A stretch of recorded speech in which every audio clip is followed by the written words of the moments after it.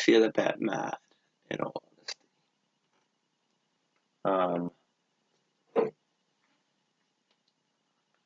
I think I'm seeing that I'm trying to use my thoughts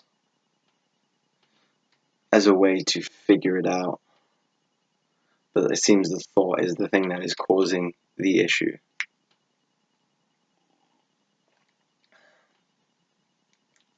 And what is the issue? That isn't really an issue. The issue is that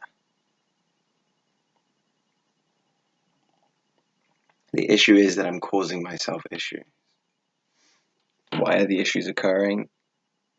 Because I'm using the thought to evaporate itself. So I'm basically trying to overlap thoughts in hopes that they'll disappear. But obviously that's just kind of towering up more and more, and the confusion rises continuously.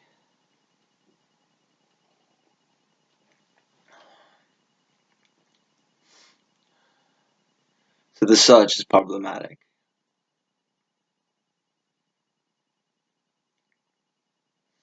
The present is the cure.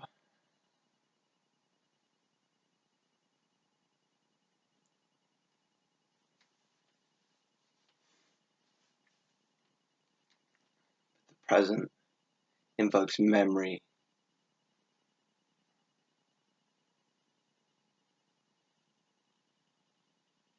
Because ideas are attached onto things,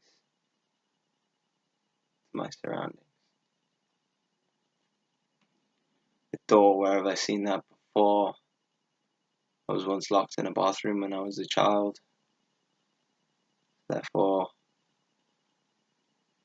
using that memory as the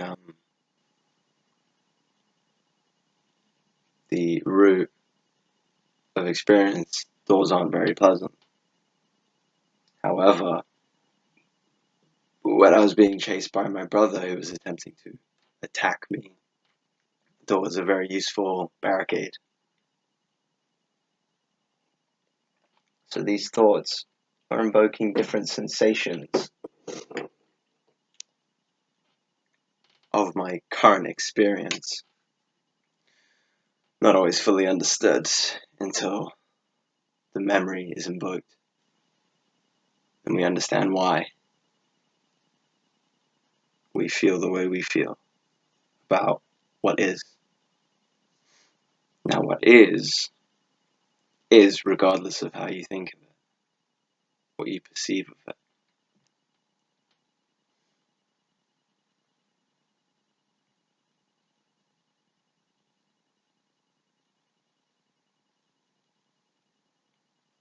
It seems that the memory is almost something to take comfort in, because even if it's unpleasant, it's known. And the unpleasant is not as terrifying as what is not understood. So therefore we fall into memory.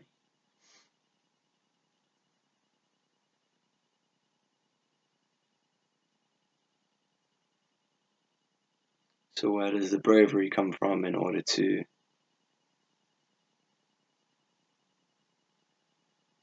fully delve in the unknown of now?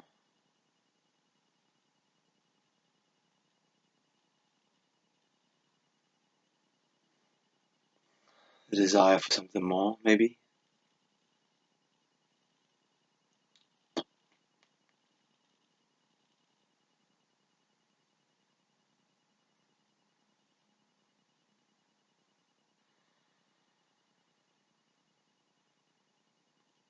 The realization that maybe the comfort that you are surrounded in is not as fulfilling as it once was. So we desire to fall back into a fresh pair of eyes, so to speak, to develop new perspectives. But in doing so, those perspectives we become reliant on again at some point. So I guess the goal that I'm kind of trying to achieve here is experience without memory.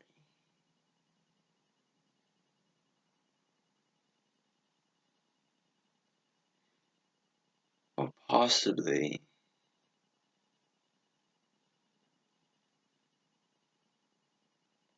experience without relying on the past. Reliability, I want to say, but I don't think that's correct in words. Just experience pure, whole, nothing more, nothing less, nothing else. Just being is with what is, rather than bringing a whole bunch of pictures with you to the party.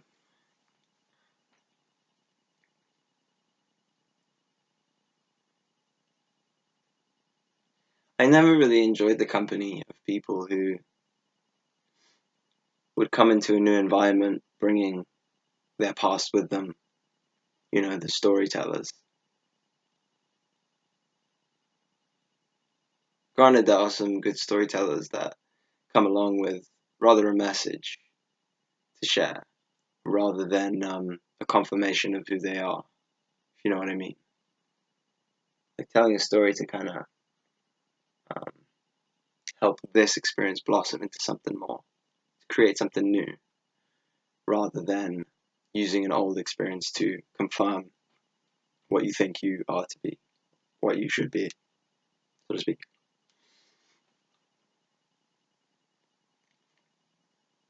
Never enjoyed that. I rather enjoyed those who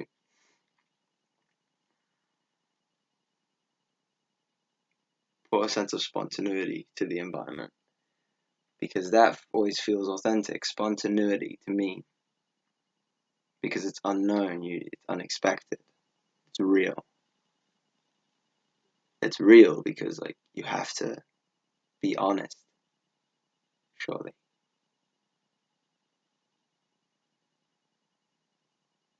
Something that's not spontaneous or new is just something that's regurgitated, rather, is just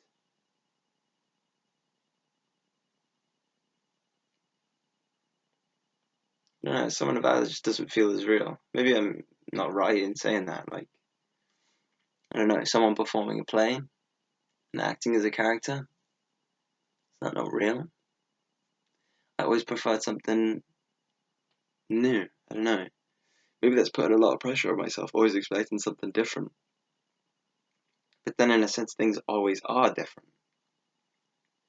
But for some reason, maybe I fail to see that because of my attachment to the past. So it's like a conflict of interest of the desire for something new, but the fear of losing the past. What is it about the past that I fear to lose?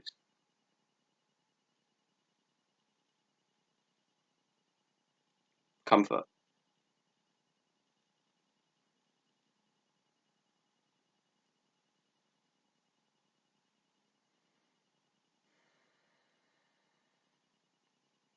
Fear the lack of security. I wish to be secure. Or I wish to achieve something great.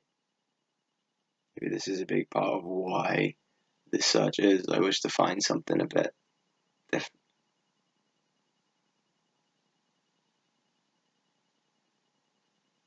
Why? Seems a bit silly as nothing's ever going to be remembered, so it shouldn't matter.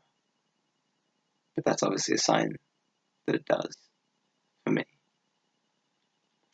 Where's my legacy? Who am I? This is who Dylan was. He was a courageous man who did this and this and this. Why do I care for that? It feels good. Well, maybe that's the confusion. We always go to what feels good, but sometimes what feels good isn't actually what serves us. Like I think that's something I looked at. Guy Bentino Massaro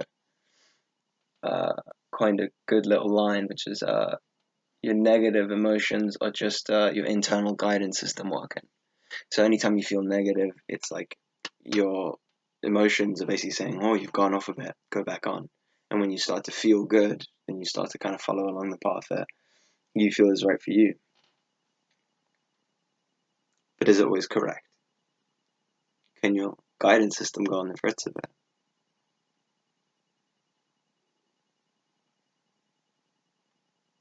Well, your emotions seem to correlate with your thoughts. So the way that you're thinking obviously impacts how you're feeling. I don't think it's possible to think about something that you really like and feel shit about that. Oh, no, maybe that's not correct. You really like, for example, going for a run. You think about running. You feel bad. The only reason you'd feel bad is because you don't have that in your head. It's like you missed out on an opportunity to run. So only if you're looking at it in a context which prevents you from doing that, in a sense. But thinking about it would make you feel good, so it doesn't seem to make sense.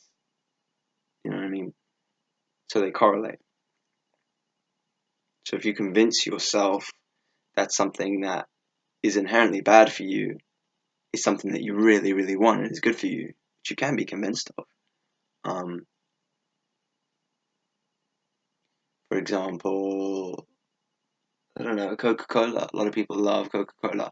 Just using this as an example. But actually, it's awful for you. Like, it's really bad for your body. It doesn't do any good. But you might think about, oh, Coke feels really good right now. Oh, that'd be nice to have. And then your emotions kind of work with that. It's not a positive thing for you as an individual. So what does that say? It means that, well, you need the brain. It's a tool, but you can't trust the emotions too much either.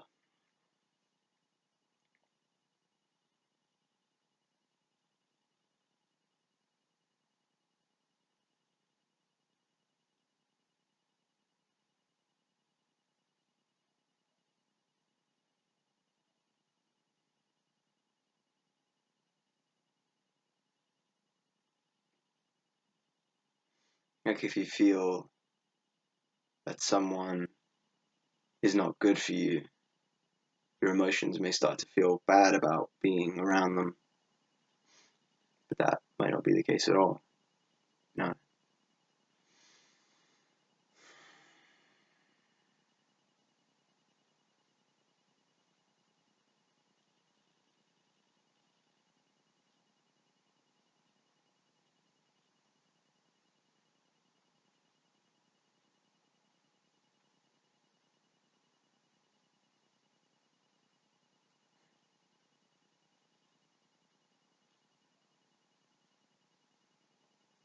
So the thoughts seem to be what caused the trouble.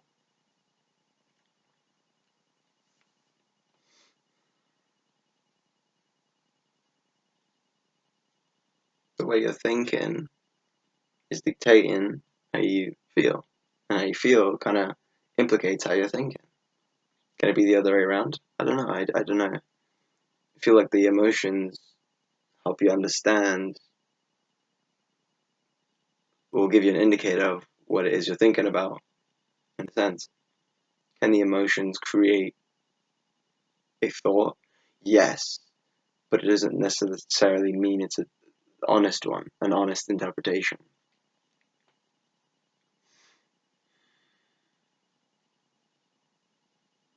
So in other words, how the fuck do you figure this stuff out?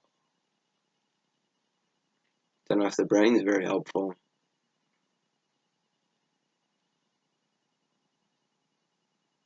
Maybe it's because we think we need to figure something out, but there's nothing to figure out. So the fact that you're trying to figure nothing out drives you pretty insane. The fact that you're trying to figure something out is driving you insane. Wasted on fixing all the problems that you made in your own head. So it was not your fault but mine, but it was your heart on the line. I really fucked it up this time, didn't I, my dear? Didn't I, my dear?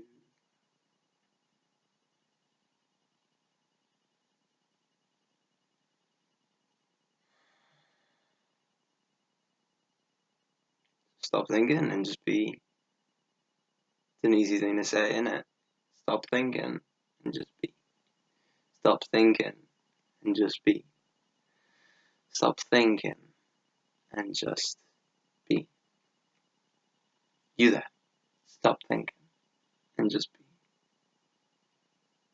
Problem with being, it's boring.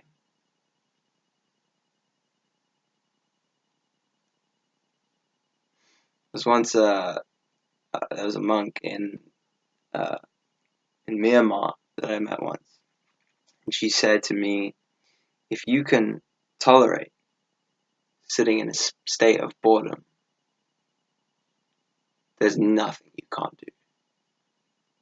Boredom is like the greatest confrontation. What would be a word for that? How would I confront? Greatest. Boredom is your greatest conquerability. Something. I guess you kind of know the thing I'm going on. Like, boredom is the greatest feat.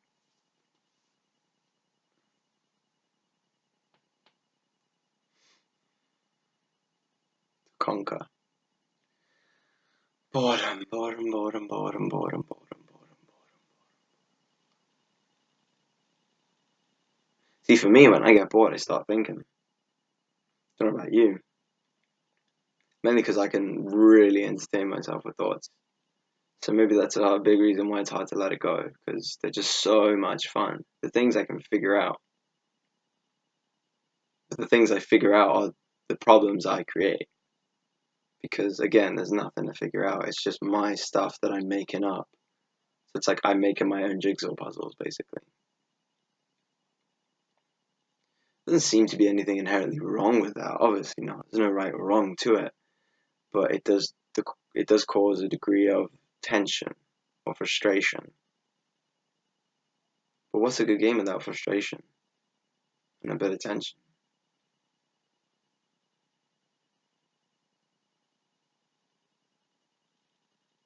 It's not necessary,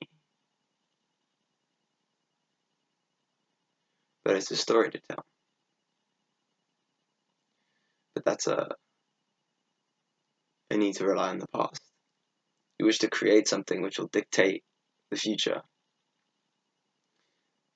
You wish to create something in the present which will inevitably fall to the past, which you hope will dictate the future. It's interesting. I want to say that again. I should write that down, actually. What you create in the present that inevitably falls into the past, you hope will dictate the future.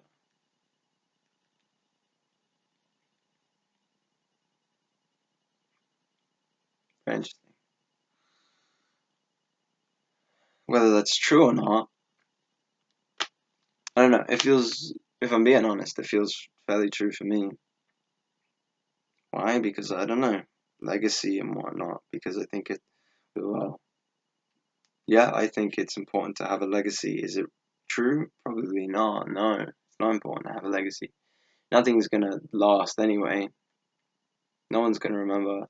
What was it? Oh, thank you, Jason Silva, for this. The three Mexican deaths.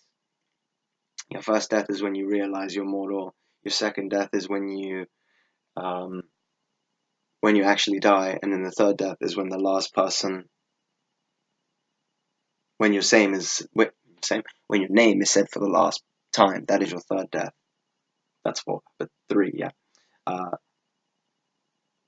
Yeah, when your name is said for the last time, which will happen, you will be forgotten completely. You will be done with. And maybe that's hard for a lot of people to make peace with, so they want like the greatest legacy ever. They want to be the best whatever, so they can last the longest, in a sense. I feel like if you're dead, why would that matter?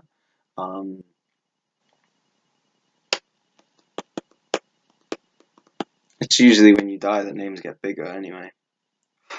Emotions start to flow.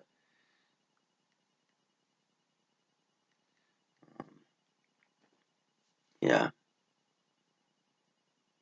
So can you give up the need for identification with the creation.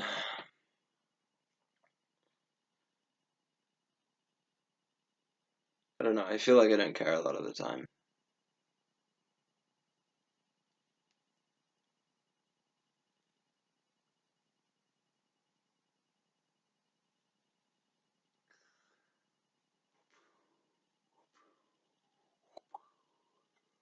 Like, we want it to matter so much. We want it to matter. We want it to be this grand finale of a flippin' story. It's no real finale though, because it's not just you, it's not just your life, it's other people. And they continue on and on and on, and even when they go, other things continue on. So just because you're alive doesn't mean that you're all of life, or does it? Like,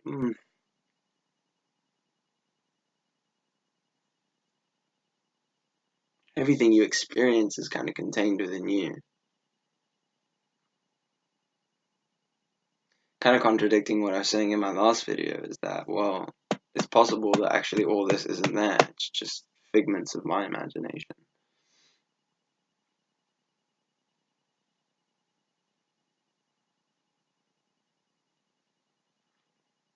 So it's like, imagine if I realized all of this, okay, it wasn't real. It'd be kind of like sitting in a white room for the rest of your life. I mean, even if this isn't real, I mean, I guess it's better than nothing. I mean, of course it's better than nothing. It's actually pretty amazing. Look at all this stuff. If you really think about it. If you choose the perspective of a more positive approach towards life, yeah, it makes things a hell of a lot easier and actually fairly enjoyable. I'm kind of groaning a bit, I apologize. But yeah, it can be very enjoyable. It is very enjoyable. I say that because I want to believe that. And I do believe that at times. But then it's like you can't have one without the other. If you create one way, you're aware somewhere inside that it's actually all shit as well. Right? I don't think you can be aware of the greatness of everything without being aware of the shitness of everything.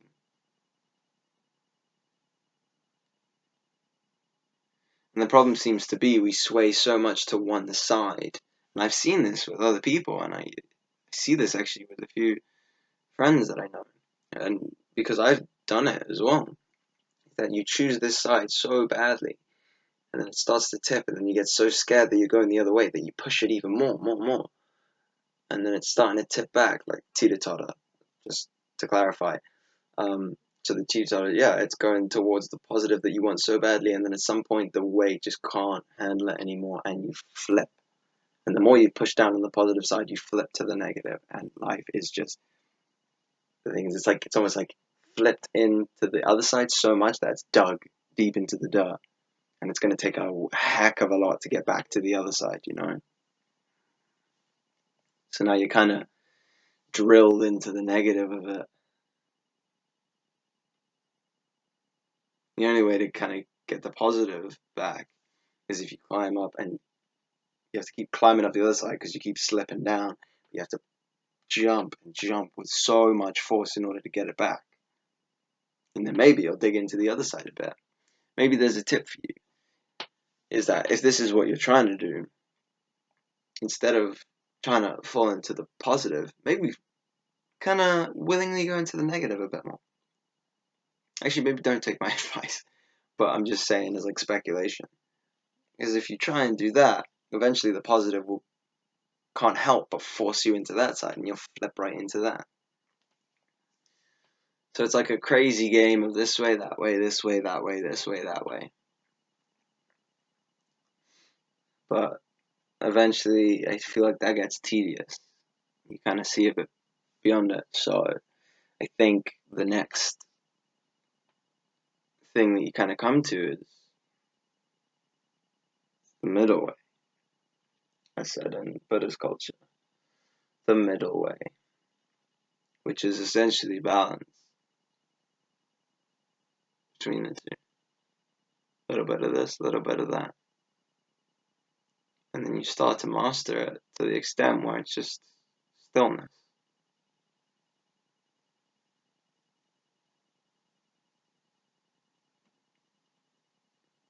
It's hit like such an equilibrium.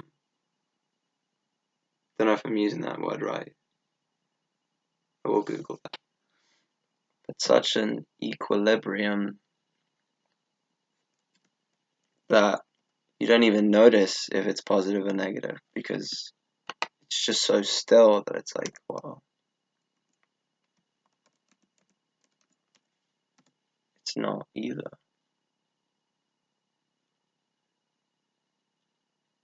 Equal rates of the concentration of the products does not change with time. You reach an equilibrium. Yeah, correct. Okay. So everything's steady.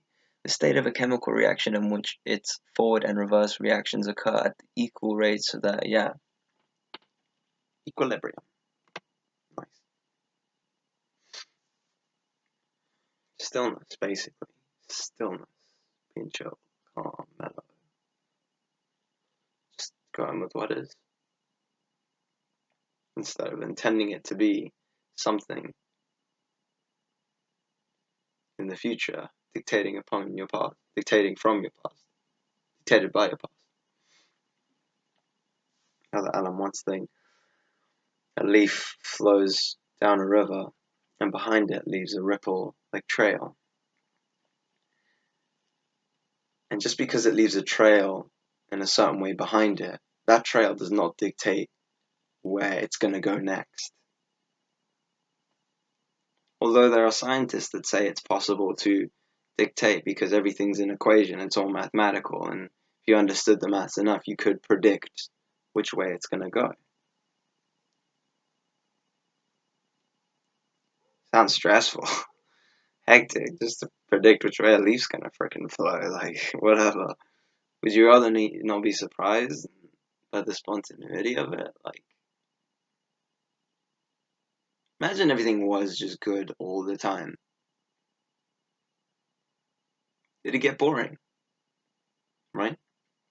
Like, yeah, well, oh no, they're gonna fall off the building. No, it's gonna be fine, like, obviously. And they jump off and then trampoline falls underneath them. Oh, see, I told you, it's fine. Own a supermarket. Oh, he's robbing your counter. Oh, it's fine. Don't worry, it's good, it'll be fine. And then bang, he hits a window and everyone's laughing because that's quite a comical moment. And, oh, it's fine, and all's forgiven. He's fine. He's learned his lesson. He's better. And in fact, he starts working at your store because he feels guilty. And you got a free employee. Boom. It's good. Worked out. Your horse ran away. No, it's fine. We came back with another 10. That's from a story, isn't it? But yeah, imagine it's all good. Then you just get to the point where it's like, well, I'm not worried about anything. Whatever. It gets boring. Keep that in mind. Boring. What about the other side? Everything's just painful all the time. Your mom dies. Her cousin dies. Your best friend dies. Don't know why I'm seeing death as something negative. I guess it's usually labeled as negative. I don't know if it's really that negative at all. But like you're seeing things in a down way. The plants you planted won't grow. Your dog won't eat the food that you've offered it because it has a friend down the street and its owner owns like luxury dog food and won't take your crap. Eventually all that pain just makes you numb. I think with the happiness it would as well, wouldn't it? It'd make you numb. Too much happiness will make you depressed. Same with thing. I would assume. I don't know. I don't think I've ever been so happy that I got depressed out of it. But I feel like you would. I have to have a think about that. But yeah, basically it takes you into a state of boredom. And what happens in boredom? You either can't take it or you just learn to deal with it. And then if you learn to deal with it, you just kind of teeter into balance by itself because you're just bored of trying to affect the scale so much that you just let them do what they need to do, and eventually they find their own state of equilibrium. Now, one thing that obviously does not work is you trying to create equilibrium, as you can't do it because you don't know balance. If you did, you'd probably be in it. But you don't know where the balance lies between your mind and your emotions.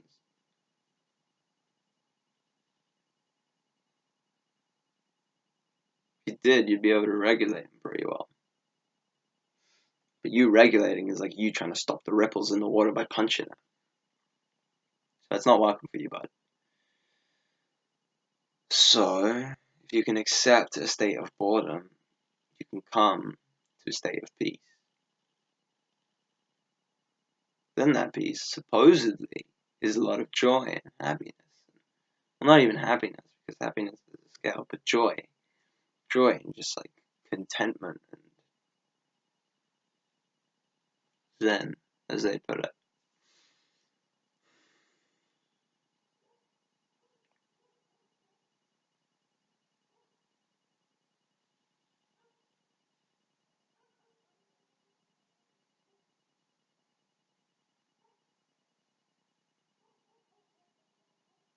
Thing is with this kind of stuff, so much rubbish is promised by people who are just trying to tell you what you want to hear. You wouldn't click on the guru that's like, yeah, enlightenment is awful. And there are some of those. Like, guy, what's his name? Something. There's a guru who basically says you wouldn't want this if you knew what it was. I'll find his name because he's a very interesting guy. But UG Krishnamurti, yeah, he says that you wouldn't want it if you knew what it was. But obviously, that doesn't serve people.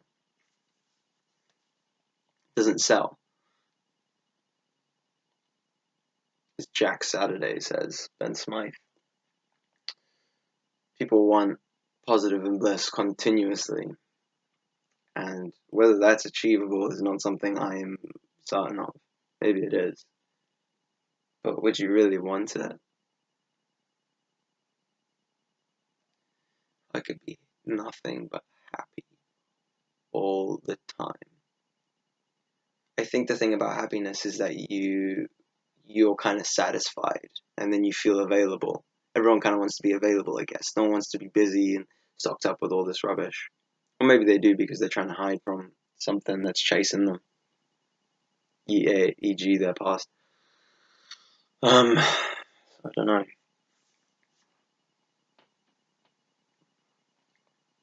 I don't want to be happy.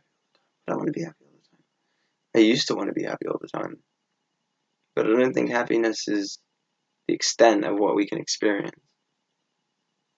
And I've experienced happiness. But yeah, it'd get boring. Like, I'm sure it'd get boring. You'd go insane. Like a Joker, right?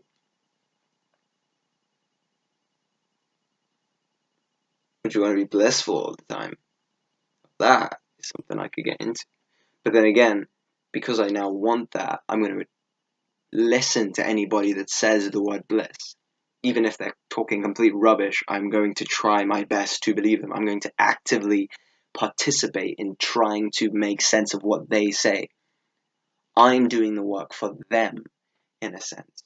So it's like someone who does like who talks to the dead, you know. If you see how they do the whole thing, they get you to do the work. It's like, so you had a sister. It's like, yes, she was this years old and da da da, and then she will tell the story. That's basically what these kind of gurus are doing a lot of the time. They're kind of making you do the work. They're kind of saying things which is a bit, it's not crystal clear. And they say that it can't be crystal clear because it's not easy to define what it is they're trying to talk about. So they make you do the work of trying to figure out what it is they're talking about. But then you're using the mind. They're literally pointing you towards nothing.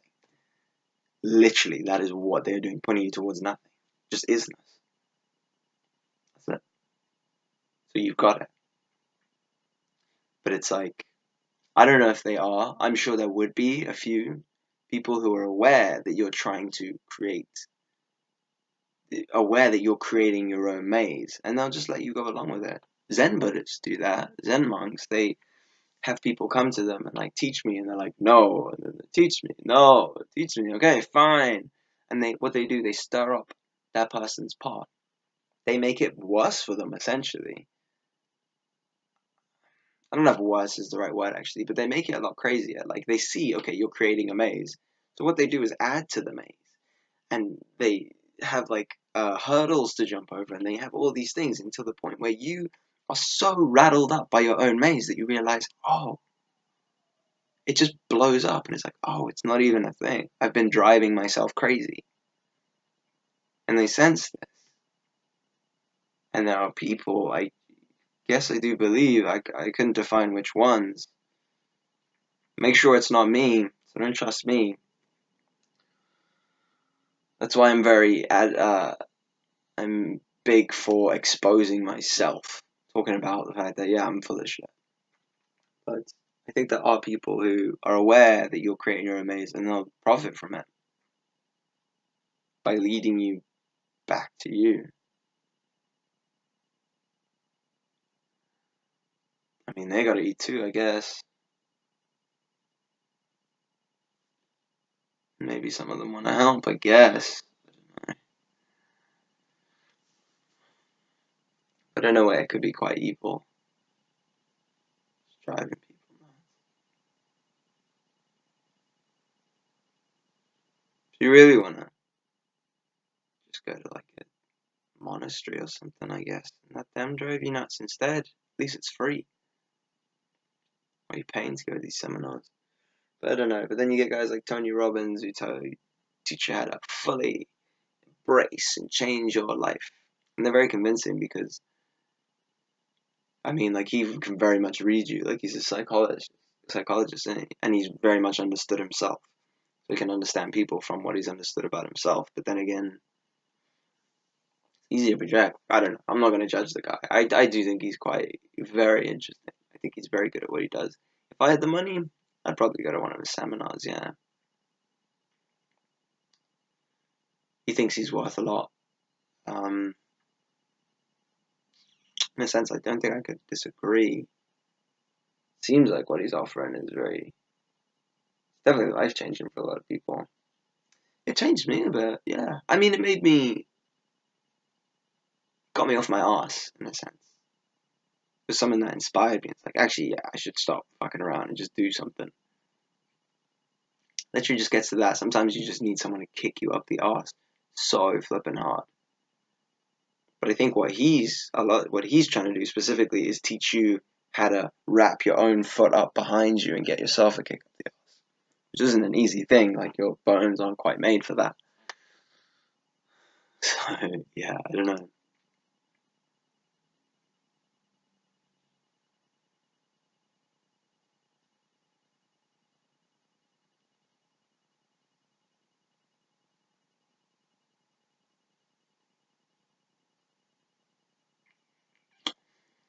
These videos are long, aren't they? I just feel like I can go for a while. I feel like I want to tailor them down for other people, but like it's just for me at this point. What am I off? I have nothing to offer you anyway. Like, I mean, it's free, so I think if you're going to take anything from these videos, it should be that do this for you, you know, be your own therapist. I really like that. Be your own therapist. Maybe it's hard to navigate because how do you spot your own blind spots? I don't know, but you figure it out. Just play until you found yourself in a U-turn. The intensity of like your own contradictions can be quite confronting, but it's like, oh, something else I realized about myself. I think I'm going to slowly cut it end, so don't worry if anyone's getting bored. Hey, get used to the boredom, mate. Beyond it lies great things, supposedly. I don't know. You can, to be fair, if you can be like pretty content in boredom, everything beyond that has got to be ecstatic, right? Surely. But anyway, one thing I noticed about myself was something that I have now just currently forgot, which I should remember. Maybe not.